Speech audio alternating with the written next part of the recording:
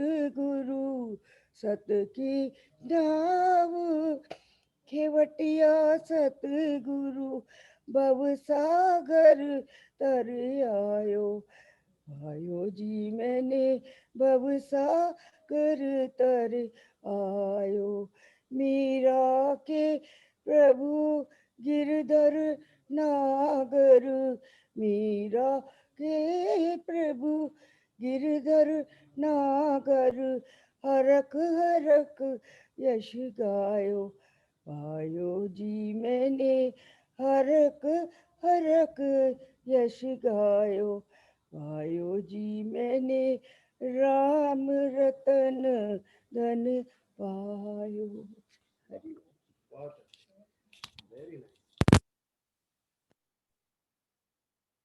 हरि इमे देहा नित्यस्योक्ता शरीरिण अनाशीनो अप्रमेयस्य तस्माद्युध्यस्व भारत। जो आत्मष्टक हम पारायण करते हैं, भगवान शंकराचार्य, आद्य शंकराचार्य, उन्होंने आत्मा की व्याख्या करने की कोशिश की है ये अष्टकम के द्वारा, आत्मष्टक के द्वारा। और कैसे समझाया उन्होंने? आत्मा ये नहीं है, ये नहीं है, ये नहीं है, ये नहीं है। पहले 5 जो वर्सेस है उसमें आत्मा क्या नहीं है ये हमें समझाया, और अंत में 6ठे वर्ष में आत्मा ये अगर नहीं है तो आत्मा है कि आत्मा ये है। इस प्रकार आत्मा की व्याख्या करने की कोशिश की है। अल्टीमेटली तो वो अनुभूति का विषय है, आत्मबोध अनुभूति का विषय है, और आत्मा का वर्णन शब्दों से हो नहीं सकता है, केवल हम उसका संकेत दे सकते हैं कि ये नहीं है, ये नहीं है, ये नहीं है, और शायद ये है। आत्मा शब्दातीत है, शब्दों से अतीत, उसको आप वर्णन नहीं कर सकते हो शब्दों में। ये चीज तो डेफिनेटली नहीं है, ये कहना उन्होंने चाहा है। तो पहले वर्ष में मनोबुद्धि अहंकार चित्तानी नाहम, ये क्या है? ये हमारा सूक्ष्म देह है, मन बुद्धि चित्त अहंकार। आत्मा सूक्ष्म देह नहीं है। न श्रोत्र जिह्वे न च घ्राण नेत्रे। श्रोत्र, जिह्वा, घ्राणेन्द्रिय, नेत्र, ये क्या है? ये हमारी ज्ञानेन्द्रिय, सेंसेस, ज्ञानेन्द्रिय। ये 5 ज्ञानेन्द्रिय भी नहीं है। न सूक्ष्म देह है, न ज्ञानेन्द्रिय है। न च व्योम भूमिर न तेजो न वायु, 5 महाभूत। भूमि, व्योम, व्योम यानी अवकाश, तेज, अग्नि और वायु, ये भी नहीं है। 5 महाभूत भी नहीं है। तो क्या है? चिदानंद रूप शिवोहम शिवोहम, सत्य चित आनंद, ये आत्मा के 3 गुण है। तो ये चितानंद स्वरूप है। शिवोहम शिवोहम यानी शांति प्रदान करो। शिव का अर्थ है शांति, शिवत्व यानी शांति। जब भगवान शंकर, उसे रुद्र भी कहते हैं, क्रोधित होकर, प्रलय, प्रलय कारक देवता है। जैसे ब्रह्मा निर्माता है, वैसे ही रुद्र प्रलय करेंगे। प्रलय की उनके पास है। जब प्रलय होगा तो ये जो सारी एक्टिविटी ब्रह्मांड में चल रही है, वो सारी एक्टिविटी शांत हो जाएगी। इसके लिए शिव, आज एक्टिविटी चल रही है, कितनी सारी क्रिया चल रही है ब्रह्मांड में, ये सब क्रिया का अंत यानी शांति, सभी एक्टिविटी का अंत यानी शांति। विश्व में इतना एक्टिविटी क्यों है? क्योंकि मन में निरंतर विचार आते रहते हैं, इच्छाएं आती रहती है, और ये हमें कर्म करने को प्रवृत्त करते हैं। तो ये जब इच्छाओं का अंत हो जाएगा, विचारों का अंत हो जाए, तो अपने आप कर्म का भी अंत, कर्तव्य कृति का भी अंत हो जाएगा, and that will be a state of ultimate peace in ब्रह्मांड। तो ये पीस के कारक है भगवान शिव शंकर, जो सारी एक्टिविटी बंद कर देंगे। इसके लिए शिवोहम शिवोहम, चिदानंद रूप शिवोहम, पीस, हमें शांति प्राप्त हो। तो पहले ये 3 हम नहीं है, मन बुद्धि अहंकार चित्त नहीं है, 5 ज्ञानेन्द्रिय नहीं है, और 5 महाभूत भी हम नहीं है। इसके आगे दूसरे वर्ष में क्या कहा उन्होंने? न न च प्राण संज्ञो न वै पंच वायु, न वा सप्त धातुर न वा पंचकोश, न धर्मो न चार्थो न कामो न मोक्ष, चिदानंद रूप शिवोहम शिवोहम। यहां पर समझाया, न मैं 5 प्राण हूं, पंच वायु या पंच प्राण, न सप्त धातु न पंच कोश। सूक्ष्म शरीर के बाद, ज्ञानेन्द्रिय के बाद भगवान अभी हमें समझाना चाहते हैं उसके आगे हमारा स्थूल देह किससे बना हुआ है? हमारे कर्मेंद्रिय है, 5 प्राण है, 5 कोश है, इसके बारे में हमें कहा है। प्राण संज्ञो न पंचवायु, 5 प्रकार के वायु हमारे शरीर में होते हैं। प्राण, अपान, समान, उदान, व्यायान।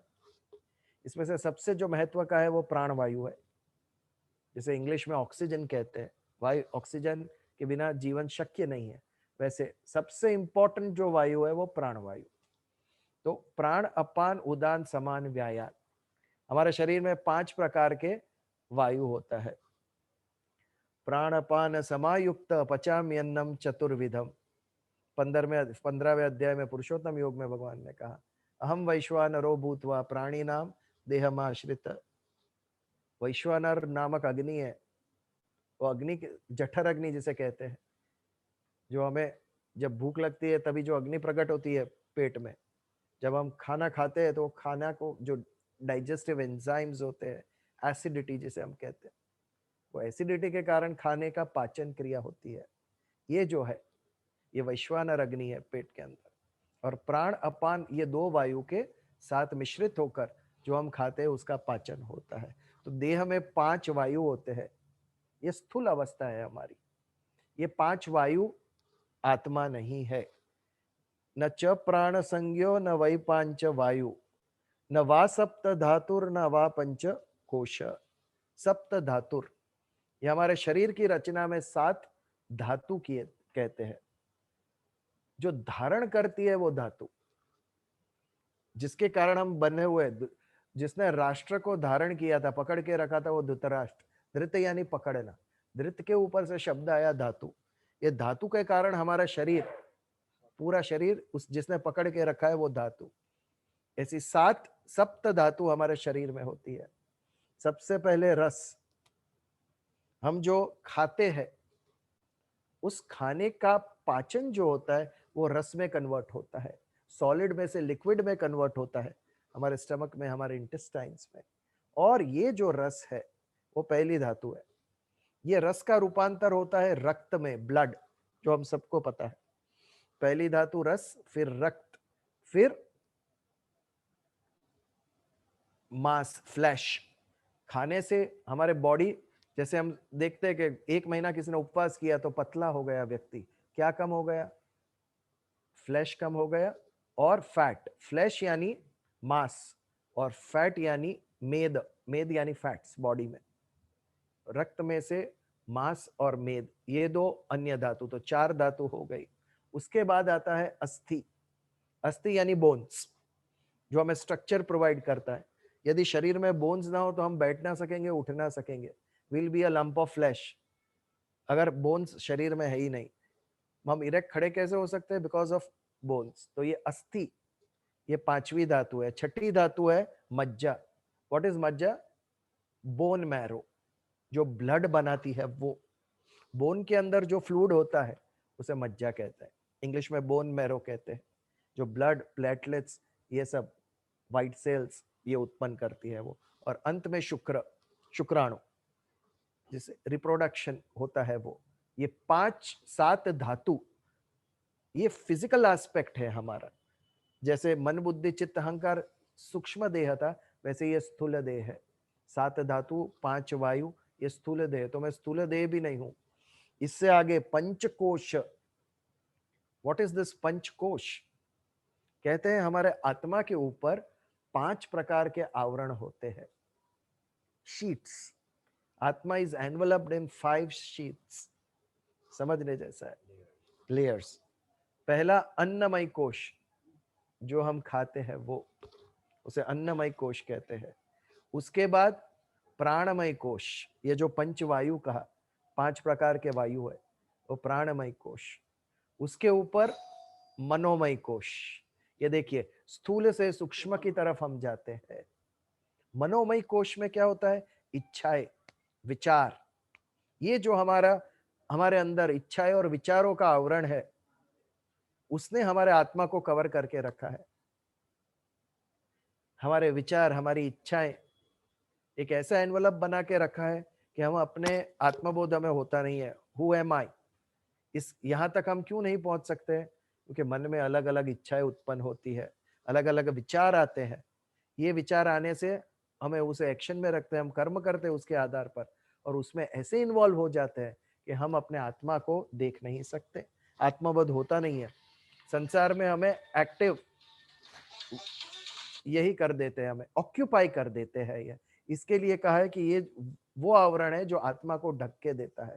तो मनोमय कोश, मनोमय कोश के ऊपर विज्ञानमय कोश। विज्ञान, नॉलेज, साइंस, हमारा अंदर का भी नॉलेज, बाहर का भी नॉलेज, आध्यात्मिक नॉलेज और सांसारिक नॉलेज, ये सभी ज्ञान उसके अंदर आ गया। और ये जो विज्ञानमय कोश है वो बुद्धि से रिलेटेड है। दैट अगेन सूक्ष्म, स्थूल से सूक्ष्म की तरफ जाते हैं हम। मनोमय कोश, विज्ञानमय कोश बुद्धि से रिलेटेड है।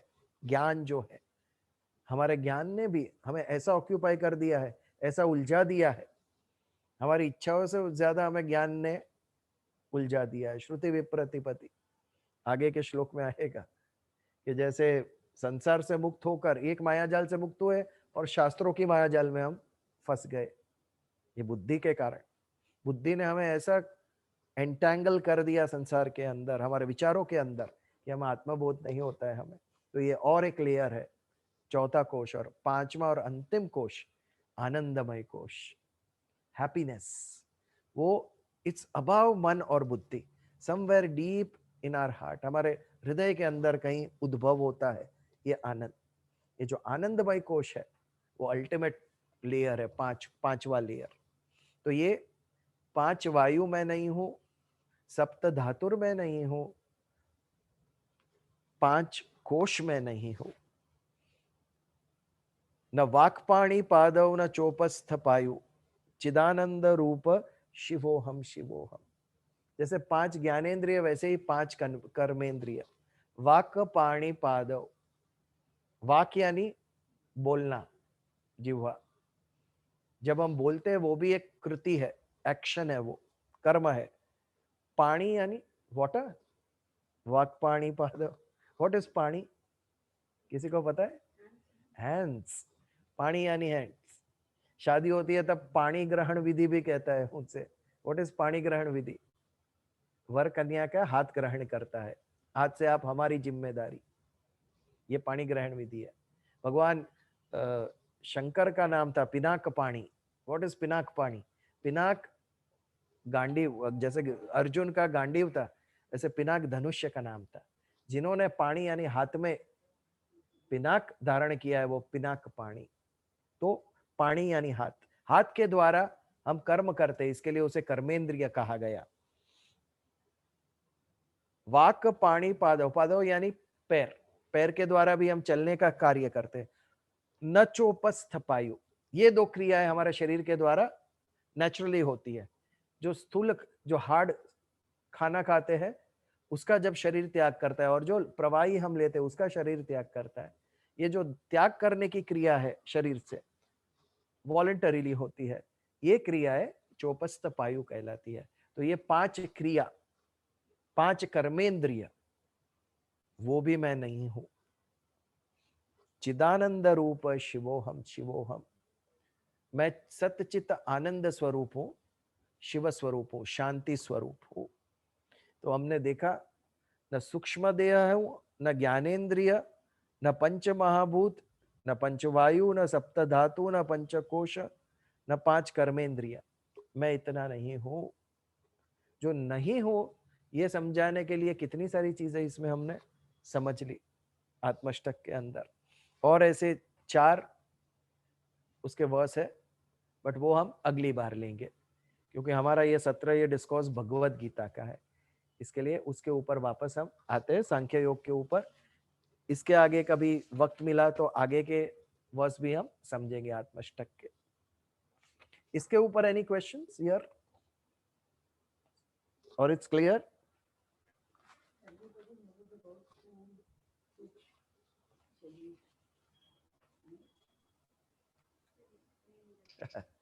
किया था हमने। हाँ, वो 3 देह होते हैं, स्थूल, सूक्ष्म और कारण, 3 प्रकार के देह होते हैं।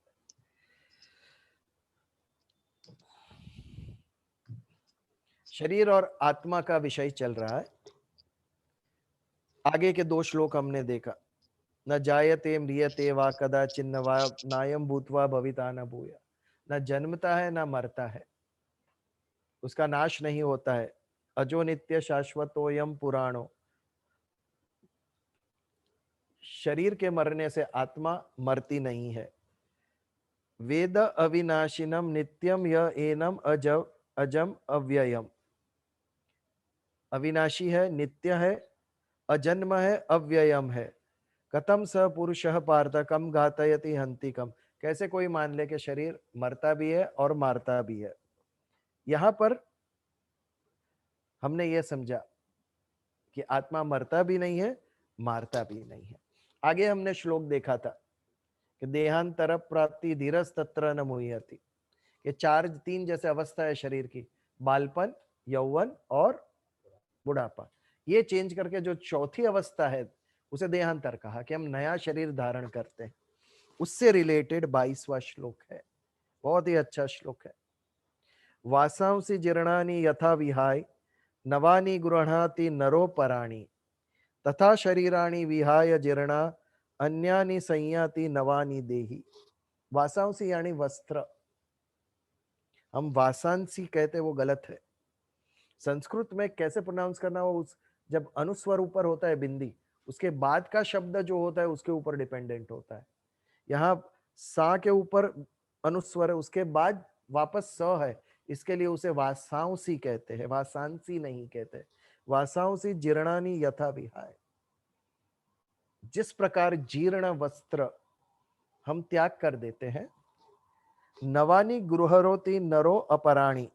नए वस्त्र, दूसरे वस्त्र नर धारण करता है। तथा शरीराणि विहाय जीर्णान्य अन्यानि संयाति नवानि देहि। इसी प्रकार जब ये शरीर जीर्ण होता है तो आत्मा इस शरीर का त्याग करके नया शरीर धारण करता है।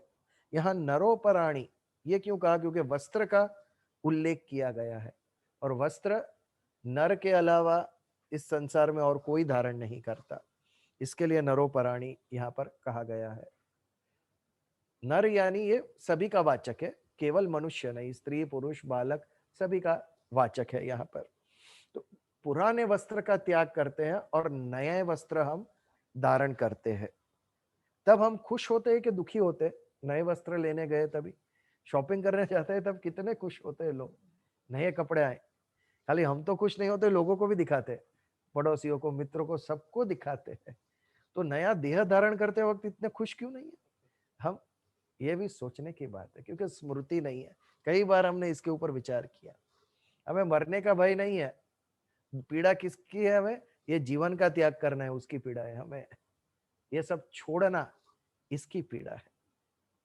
80-90 साल की आसक्ति कैसे छूटती है? ऐसे छूटनी भी नहीं चाहिए। दुख तो होना ही चाहिए अपनों को छोड़ के यदि जाना है तो। बट सत्य समझना पड़ेगा कि जैसे हम नए वस्त्र धारण करते हैं, पुराने वस्त्रों का त्याग करते हैं, तो हमें दुख नहीं होता है। ये किसको नहीं होता है दुख?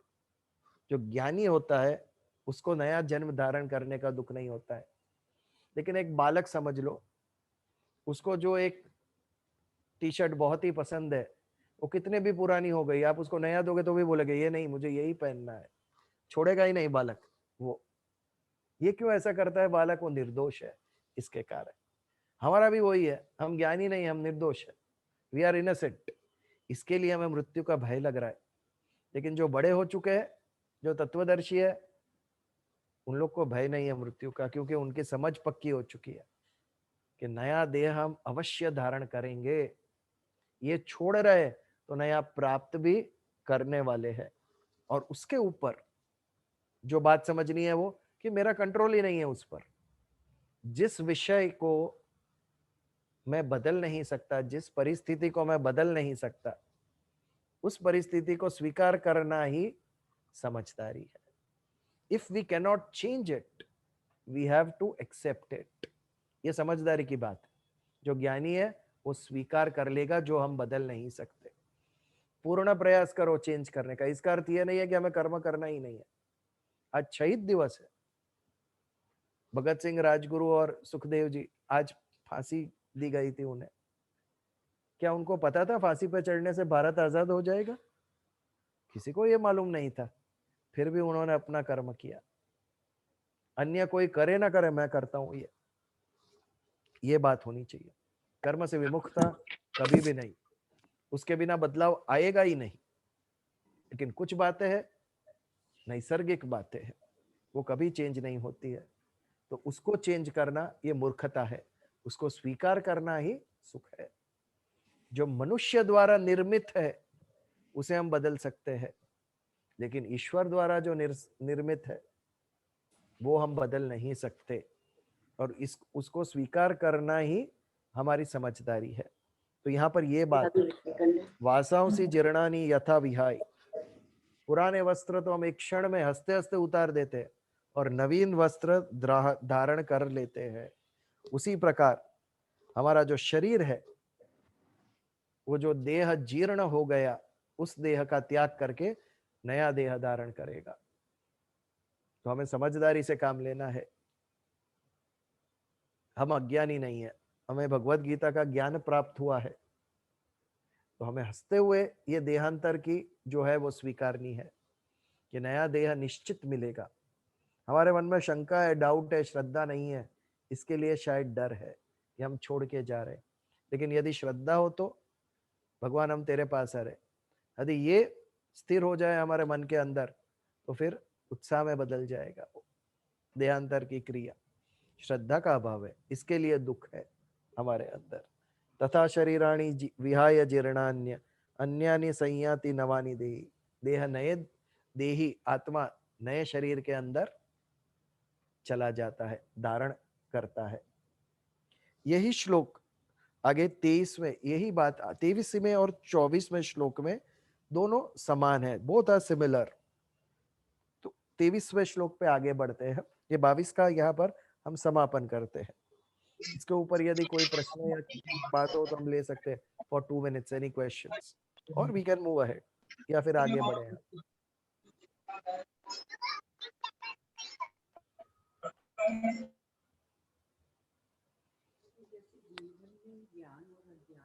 हाँ विषय होता है, हाँ अज्ञानी को ये सब बहुत अलग लगता है, जी, ज्ञानी को अलग लगता है। लेकिन केवल गीता के ज्ञान से जो हम थोड़ा ज्ञान जो सीख रहे हैं, उसका ज्ञान तो पर्याप्त नहीं है जीवन के लिए। हाँ जी, ये ज्ञान तो हमें उस मार्ग पे चढ़ाता है।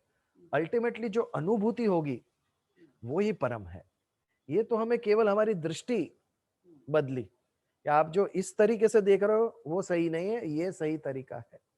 और आगे जो सिद्ध पुरुष जो प्राप्त कर चुके हैं, उनका जब हम सोचते हैं, देखते हैं, तब हमें पता चलता है कि जीवन में क्या सत्य है, क्या असत्य है, हमारे जीवन का लक्ष्य क्या होना चाहिए। उसके बाद इट्स अप टू अस कि उसमें आगे हम कितनी उस मार्ग पर प्रगति करते हैं। जब तक वो अनुभूति नहीं होती है तब तक आगे हम बढ़ते हैं या कहीं रुक जाते हैं। ये तो व्यक्ति के ऊपर है कि आगे कैसे बढ़े। नैनम छिंदन्ति शस्त्राणि नैनम दहति पावक न चैनम क्लेदयन्त्यापो न शोषयति मारुत। सब आत्मा को समझाने के लिए सभी श्लोक कहे गए हैं। एक ही बात अर्जुन के मन में भगवान डाल रहे, शरीर मरेगा, आत्मा नहीं मरती, आत्मा को कोई मार ही नहीं सकता। यहां पर 4 महाभूत उसका उदाहरण लिया गया है कि इसके द्वारा भी आत्मा मरती नहीं है। जैसे हम कई बार देखते हैं जीवन में जो द्वंद्व है, मनुष्य जीवन में हर जगह पर हमें द्वंद्व दिखेंगे। दिवस है तो उसके साथ रात्रि है ही, सुख है तो उसके साथ दुख है ही। अब पंच महाभूत देखे तो भी यही बात है। जीवनदायक भी वो है और जीवन लेने वाले भी वो ही है। आज हमें अन्न कहां से उत्पन्न होता है? पृथ्वी से। अन्न के बिना कोई जीवित नहीं रह सकता। और यही पृथ्वी जब भूकंप लेकर आती है तो कितना बड़ा ध्वंस होता है, हजारों व्यक्ति, पशु पक्षी सब मर जाते हैं। तो जहां से जीवन प्राप्त होता है, अन्न प्राप्त होता है, वही धरती जब भूकंप करती है तब जीवन ले भी लेती है। यह प्रकृति का नियम है। उसके बाद अग्नि ले लो, अग्नि से भी हमें खाना कैसे पकाते हैं, अग्नि के ऊपर पकाते हैं, लेकिन वही अग्नि जब बड़ा स्वरूप लेती है तो जीवन ले भी लेती है। वो जल, पानी के बिना कोई जीवित नहीं रह सकता, बट वही जब बाढ़ का स्वरूप लेकर आती है, अतिवृष्टि का स्वरूप लेकर आती है, तो जीवन ले लेती है। जीवन देता भी वही है, जीवन लेता भी वही है। ईश्वर भी स्वयं द्वंदात्मक है। जन्म भी भगवान देता है, मृत्यु भी उनकी बनाई हुई सिस्टम से ही होता है। दोनों चीज, जल और वायु भी। आज यहाँ पर इंडिया में इतने स्टॉर्म्स नहीं आते, लेकिन अमेरिका में और उधर टॉर्नेडोस देखो, महाभयंकर होते हैं। पूरे गांव के गांव नष्ट हो जाते हैं जब स्टॉर्म्स आते हैं। फार ईस्ट में भी बहुत सारे आते हैं। तो जो वायु ऑक्सीजन लेकर हमारे तक आती है, ऑक्सीजन के बिना तो हम एक पानी के बिना, खाए बिना तो 2-4 दिन भी हम जी जाएंगे, लेकिन ऑक्सीजन के बिना तो 4 मिनट नहीं जी सकेंगे। वो जो वायु जो ऑक्सीजन प्रदान करती है, वही वायु जब स्टॉर्म बनकर आती है, हरिकेन बनकर आती है, टॉर्नेडो बनकर आती है, तब जीवन ले लेती है। तो इस प्रकार ये पांच पंच महाभूत है जो जीवन प्रदान भी करते हैं, जीवन ले भी लेते हैं। उससे रिलेटेड ये और इसके बाद का श्लोक है, नैनम छिंदन्ति शस्त्राणि। ये जो आत्मा है, शस्त्र के द्वारा उसका छेदन, उसको काट नहीं सकते हैं हम, केवल शरीर को काट सकते हैं, आत्मा को शस्त्र के द्वारा काट नहीं सकते। ये शस्त्र और पृथ्वी का क्या संबंध है? शस्त्र धातु से बनते हैं, और धातु कहाँ से उत्पन्न होती है? पृथ्वी से उत्पन्न होती है। हमें हर एक प्रकार के मेटल्स जिससे शस्त्र बनते हैं वो पृथ्वी से उत्पन्न होते हैं। इसके लिए पृथ्वी तत्व से बने हुए शस्त्र इस आत्मा का छेदन, इसको काट नहीं सकते हैं। नैनम दहति पावक, कितने सारे नाम है अग्नि के। पावक वो अग्नि का नाम है। अभी वैश्वानर स्टार्टिंग में हमने देखा था, वैश्वानर वो भी अग्नि है, जठर अग्नि। भीम का नाम था वृकोदर। वृकोदर क्यों कहते थे? उसके उदर में वृक नाम की अग्नि थी, और उसके कारण वो इतना खाते थे भीम। तो वृक, वैश्वानर, या और एक नाम पावक, अनल यानी भी अग्नि। तो नैनम दहति पावक, अग्नि भी जिसे जला नहीं सकती है वो आत्मा। वैसे तो प्रहलाद को भी नहीं जला सकी थी अग्नि, होलिका को वरदान था कि अग्नि नहीं जलाएगी, फिर भी वो जल गई और प्रहलाद जीवित बाहर आ गए। ये रविवार को होली है, 28 को, और आज हमारा 52nd लेक्चर है। ये we are completing 1 year today. Next week से 1 वर्ष पूर्ण होगा हमारा। कहाँ पूरा वर्ष निकल गया पता भी नहीं चला। लॉकडाउन करते करते पलक झपकते 1 साल निकल गया। ये तो एक जीवन भी निकल जाएगा, पता नहीं चलेगा। यानी जो करना है वो अभी करना है, कल करे सो आज कर। बहुत सही है ये, वो कल आती ही नहीं है। जो करना है अभी निश्चय लो, नहीं तो सब रह जाएगा इधर का इधर। तो नैनम दहति पावक, आत्मा को अग्नि जला नहीं सकती, शरीर को जलाती है अग्नि। न चैनम क्लेदयन्त्यापो, जल का एक नाम है आपह। क्लेदय यानी भिगोना। जल का धर्म क्या है, गुण क्या है उसका? भिगोना। पानी भिगाता है, वो उसका गुण धर्म है। पर आत्मा को भिगाता भी नहीं है। जल भी आत्मा को भिगा नहीं सकता, डुबा नहीं सकता, मार नहीं सकता। आपह यानी जल। नदी में जल होता है, जिस जगह पर 5 नदियां थी, पंज आप, वो पंजाब हो गया। आप पे से पंच आप, 5 नदियां, रवि, झेलम, सतलज, ब्यास, ऐसी 5 नदियां जहां बहती थी वो पंच आप, पंजाब हो गया। जल का एक नाम है आप। न चैनम क्ले दयंत्यापो, इसको जल भी भिगो नहीं सकता है, डुबो नहीं सकता है आत्मा को। न शोषयति मारुत, मारुत यानी पवन। पवन के देवता है जो वो मरुत, मारुति, हनुमान क्यों कहे गए? वो मरुत के बेटे थे, इसके लिए मारुति। पवन में कितनी शक्ति है। पवन पुत्र हनुमान और भीम, ये दोनों मरुत के पुत्र थे और दोनों ही सबसे शक्तिशाली थे विश्व में। तो ऐसा शक्तिशाली पवन भी, मरुत भी आत्मा को नहीं मार सकता, इतना पावरफुल है आत्मा। क्यों? ये पांचों तत्व किसमें स्थित है? अवकाश। अवकाश के अंदर स्थित है, लेकिन अवकाश अकर्ता है, वो कुछ भी नहीं करता। व्हाट इज अवकाश? नथिंगनेस। जो कुछ भी नहीं है उसको भी एक नाम दिया गया है। नाम इज आइडेंटिटी। अस्तित्व का जो हमारा वाचक है वो हमारा नाम है। तो नहीं जैसा कुछ है ही नहीं, जो नहीं है उसको भी हमने एक नाम दिया है। That is the power of positivity. जो कुछ भी नहीं उसको भी हमने कुछ नाम दिया है। तो होना ये बहुत आवश्यक है, ये सत्ता है, पॉजिटिविटी है होना। जो नहीं है उसको भी एक नाम दिया गया है, अवकाश, जो कुछ भी नहीं है। और उसको पंच महाभूत, पांचवा महाभूत कहा गया। जो कुछ भी नहीं है वो भूत कैसे हो गया? भूत उसे कहते हैं जिसके अंदर जो तत्व है वो भूत है। तो ये तो कुछ भी नहीं है, उसको भी एक अवकाश नाम दिया गया। तो ये जो अवकाश है ये चारों महाभूत को धारण किए हुए है। अवकाश के अंदर ये चारों पंच महाभूत इसके अंदर है। और इसका भी एक रहस्य है, मुझे पता नहीं आप सबको पता है कि नहीं। देखते हैं, ये जो अवकाश है, नथिंगनेस, उसके अंदर क्या है? अगर मैं पूछूं तो उसके अंदर केवल शब्द है। जब कुछ भी नहीं होता है, सिर्फ एक साउंड सुनाई देता है, उसके अलावा हमें कुछ भी सुनाई नहीं देता है। हम हमारी 5 ज्ञानेंद्रिय और महाभूत का रिलेशन देखते हैं।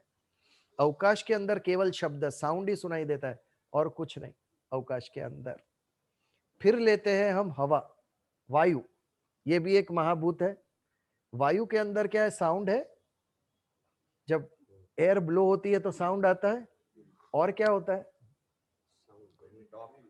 यस, हवा, हवा होती है, जब ब्लो होती है हवा तो साउंड आता है, हमें आता है। और क्या होता है? फील, स्पर्श। और एक हवा के अंदर 2 चीज होती है, एक शब्द होता है, साउंड होता है, और एक स्पर्श, यू फील हवा। अभी अग्नि, तीसरा महाभूत, उसमें क्या होता है? साउंड होता है। अग्नि जब प्रज्वलित होती है आवाज आती है कि नहीं? साउंड है। डू यू फील अग्नि? ट्राई करो कल जाके घर पे सब। अग्नि फील करते हैं कि नहीं? हम अग्नि फील भी करते हैं। और एक वस्तु उसमें ऐड होती है, दिखता है, दिख रूप। सकती है, उसे रूप कहते दिखती हैं। है। हवा और अवकाश हम देखते नहीं, लेकिन अग्नि को देख सकते हैं। उसमें 3 चीज ऐड है गई, रूप। उसके बाद जल, चौथा महाभूत। आप आवाज आती है, जब नदी बहती है तो आवाज आती है, स्पर्श करो तो फील होता है, होता है। तीसरा दिखता है, जल दिखता है। तो चौथा और क्या है जल के अंदर? टेस्ट, टेस्ट, स्वाद आ जाता है जल के अंदर। और अंतिम महाभूत, पृथ्वी, हाँ, पृथ्वी। पृथ्वी, पृथ्वी के अंदर ये 4 के अलावा और एक चीज आ जाती है, क्या? गंध, सुगंध, सुगंध। जब पहली बारिश होती है तब देखो सुगंध आती है। जब भूकंप होता है तो पृथ्वी की आवाज हम सुनाई देती है। हम स्पर्श कर सकते हैं पृथ्वी को, हम देख सकते हैं पृथ्वी को। और स्वाद, मिट्टी चखो आप, उसका स्वाद भी है उसके अंदर और सुगंध भी है उसके अंदर। जो प्योर वाटर है, कचरा हो गया अलग बात है, लेकिन प्योर वाटर है उसमें गंध नहीं है। इट इज स्मेल लेस, उसके अंदर गंध नहीं, लेकिन इसके अंदर, पृथ्वी के अंदर सुगंध भी है। तो ये 5 महाभूत और 5 हमारी जो ज्ञानेंद्रिय, एक एक तत्व, तन्मात्रा कहते हैं उसे, ये कितना बड़ा रहस्य है। एक एक के अंदर एक एक बढ़ती जाती है, एक से लेके 5 एक के अंदर होती है। तो ये 5 महाभूत के साथ आत्मा का भी रिलेशन जो है, हमने ये श्लोक में देखा कि ना इसे शस्त्र के द्वारा हम उसका छेदन कर सकते हैं, ना अग्नि जला सकती है, ना पानी भिगो सकता है, और ना आग जला सकती है, और वायु उसका शोषण कर सकती है। ये सभी, इसका गुण धर्म भी हमें पता चला कि वायु का गुण धर्म क्या है, शोषण कर। अब मुंह पे पानी छाट के आओ और पंखे के नीचे खड़े हो जाओ, थोड़ी देर में उसका शोषण हो जाएगा। तो वायु का गुण क्या है, शोषण करना। जैसे जल का भिगोना है, ऐसे वायु का शोषण करना। नो न शोषयति मारुता। बट आत्मा, ये कोई टच नहीं कर सकता है आत्मा को। क्यों? क्योंकि ये जितना भी हमने गिनवाया, पांचों महाभूत, वो प्रकृति की देन है, और आत्मा वो चैतन्य स्वरूप है, वो प्रकृति से ऊपर है। प्रकृति कनिष्ठ है, आत्मा श्रेष्ठ है। तो प्रकृति के द्वारा यू कैन नॉट टच चैतन्य। प्रकृति चैतन्य का कुछ भी नहीं बिगाड़ सकती। It is way more powerful than nature. Nature और कॉन्शियसनेस, ये समझना है हमें कि नेचर के द्वारा, प्रकृति के द्वारा हम आत्मा को मार नहीं सकते। जो आगे कहा, न हन्यते हन्यमाने शरीर। कोई भी शक्ति विश्व की आत्मा को नहीं मार सकती। कोई भी शस्त्र, ना पंच महाभूत स्वयं उसे मार सकते हैं, केवल शरीर को मार सकते हैं। श्राप देने से, मंत्र से श्राप देने से शरीर, हमने देखा है पौराणिक कथाओं में, शरीर नष्ट होता है। किसी ने श्राप दे के आत्मा को मारा है, कोई नहीं मार सका है। श्राप से भी नहीं मरता है वो, शरीर मर सकता है, आत्मा नहीं मर सकती है। तो इस प्रकार जो 23वें श्लोक में हमने समझा, नैनम छिंदन्ति शस्त्राणि नैनम दहति पावक न चैनम क्लेदयन्त्यापो। क्लेदयन्त्य यानी भिगोना। आप जल उसको भिगो नहीं सकता है। न शोषयति मारुता। कितने श्लोक कह रहे हैं भगवान, कब समझेगा अर्जुन पता नहीं। लेकिन हमारे लिए अच्छा है कि 18वें अध्याय तक नहीं समझा अर्जुन, तो हमें इतना सारा ज्ञान प्राप्त हुआ। यदि दूसरे अध्याय में समझ गया होता तो वहां भगवत गीता समाप्त हो जाती। लेकिन 18वें अध्याय पे अर्जुन ने कहा, नष्ट मोह स्मृतिर्लब्धा त्वत्प्रसादान मयाच्युत स्थितोस्मि गत संदेह करिष्ये वचनं तव। आपके वचन में अब करूंगा। 18वें अध्याय पे कहा। हमारे सद्भाग्य है कि अर्जुन को 18वें अध्याय में यह ज्ञान हुआ, और हमें इतने सारे श्लोक समझने को मिले इसके कारण। अभी ये जो 23वां श्लोक था, उसी की मिरर इफेक्ट है 24वां श्लोक। इससे बहुत अलग नहीं है। यही हमें समझाने का प्रयास भगवान ने आगे के श्लोक में भी किया है। अच्छेद्यो अयम अदाह्यो अयम अक्लेद्यो अशोष्य एवच। वही बात है। अच्छेद्यो यानी मेरा छेदन नहीं कर सकते। अदाह्यो, दहन यानी जला नहीं सकते। अयम अक्लेद्यो यानी भिगो नहीं सकते। क्लेदयन्त्यापो, क्लेदयन्ती यानी भिगोना उसे। अशोष्य एवच, हमारा शोषण भी नहीं कर सकते। तो नित्यः सर्वगतः स्थाणुर अचलम अयम सनातन। ये 5 गुण उसके आत्मा के कहे।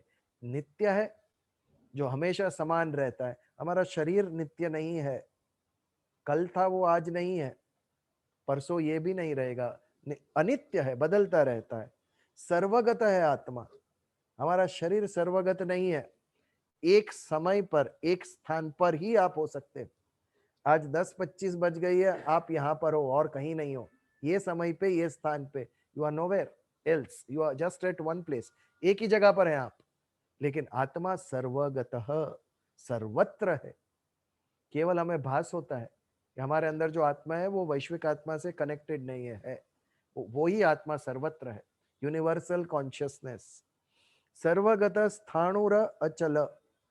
अचल यानी जो यहां से वहां जाता नहीं है। स्थाणु यानी एक ही जगह पे स्थित है, वन विच डजंट मूव। वैसे ट्रीज भी, पेड़ भी मूव नहीं करते, लेकिन हिलते हैं एक ही स्थान पे।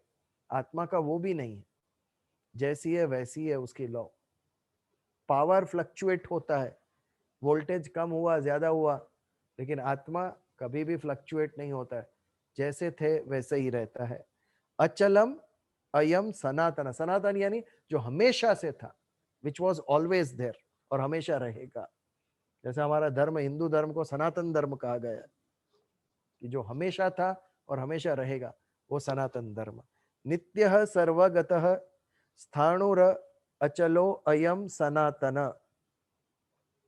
पहले के ऊपर की लाइन में अच्छेद्यो अयम अदाह्यो अयम अक्लेद्यो अशोष्य एवच, कि मुझे कोई काट नहीं सकता, भिगो नहीं सकता, जला नहीं सकता, मार नहीं सकता। तो मैं क्या हूं? नित्य सर्वगतः स्थाणुर अचलय अयम सनातनः। अगेन एंड अगेन समझाने के लिए, हमारे दिमाग के अंदर स्थिर करने के लिए, यहाँ पर मुझे लगता है भगवत गीता के अंदर वो रिपीटेशन है, क्योंकि ये आध्यात्मिक विषय है, एक बार सुनने से याद नहीं रहता है। आज के पहले जो चौथा श्लोक, 4 श्लोक पहले हमने क्या किया था हमें पता नहीं है, अगर उसके ऊपर पुनः चर्चा करें तो याद आ जाएगा, लेकिन बाकी याद है? स्टोरी हमने की होती तो याद होती, आज ये की थी, पहले वो की थी। कौन सा श्लोक हमने 4 लेक्चर पहले किया था याद नहीं है हमें। आपके सामने मैं बोल के दिखाऊं तो भी आपने को पता नहीं होगा ये क्या था। इसके लिए वो रिपीटेशन है कि आप अगेन एंड अगेन, जब 4 बार हम सुनते हैं तब हमारे मन के अंदर स्थिर होता है। और कितने सारे इंफॉर्मेशन है अध्यात्म के विषय में। आपको सप्त धातु में पूछू, आज ही कही है, कितने को याद है? 7 धातु कौन सी है हमारे शरीर के अंदर? 5 कोश याद है? ये देखो हंस रहे हैं सब, हमारी स्मृति का लिमिटेशन है। आधे घंटे पहले सुने बट 5 कोश पता नहीं है हमें। हाँ, आंटी बता रहे हैं कुछ।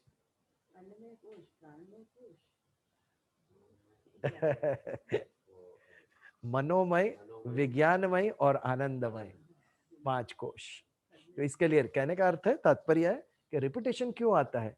हमें विचार होता है यही का यही विषय क्यों रिपीट होता है, बट आप देखिए पहले अध्याय का जो विषय था अभी बिल्कुल नहीं है, अभी केवल शरीर और आत्मा, आत्मा के गुणों का वर्णन है। वैसे ही यहाँ से कम हम समत्व के तरफ आ जाएंगे पता भी नहीं चलेगा, वहां पे राग और द्वेष ही हम समझेंगे। तो क्यों इतना विस्तार से, इतना डेप्थ में समझाया, कि हमारे मन के अंदर वो स्थिर हो जाए। कि हमें ये श्लोक बायहाट करना ये हमारा अध्याय नहीं है, अध्याय को बायहाट करना ये अध्याय नहीं है, बट वो जो विषय है, वो जो तत्व ज्ञान है, वो हमें समझना है। और समझ कब पक्की होगी?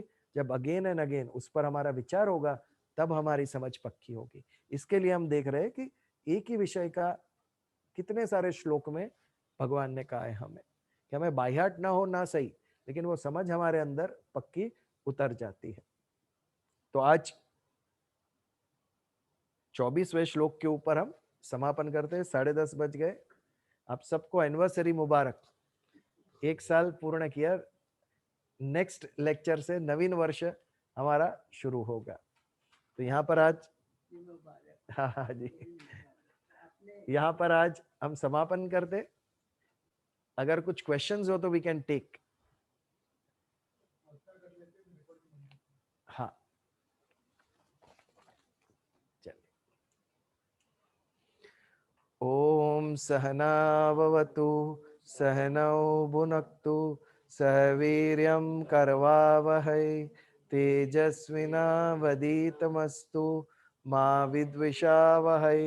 ओम शांति शांति शांति। जय श्री कृष्ण।